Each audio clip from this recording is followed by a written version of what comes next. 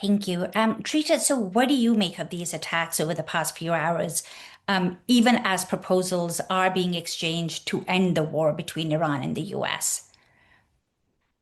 Thank you for having me, and always great to be with you and to be with John the Legend. Um, on the issue of what is happening right now, we just have to be honest. We don't have enough information. There's been some form of exchange of fire. It is happening in the context in which, one, there is an intensified exchange of proposals between the two sides, in which some significant progress actually has been made. There's been optimism on both sides, frankly, slight at least, that there could potentially have escalated into a face-to-face meeting in Islamabad next week.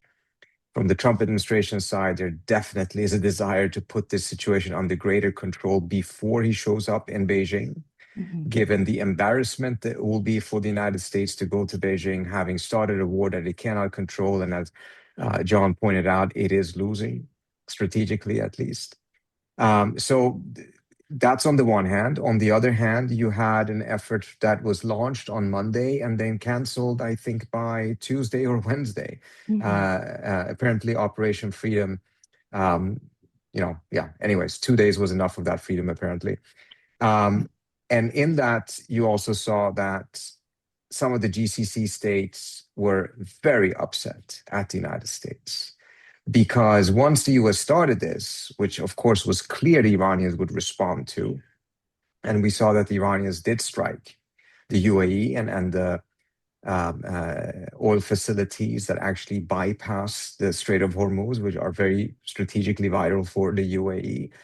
And the US response was to say that these were just some minor exchanges of fire that do not challenge the ceasefire, and the US did not do anything in response to that. And again, it reinforces the perception on some parts of the GCC. They're very different countries, but nevertheless, that the US really is not there for their security, which incidentally is absolutely the correct perception. Obviously, the US is not there for their security ultimately.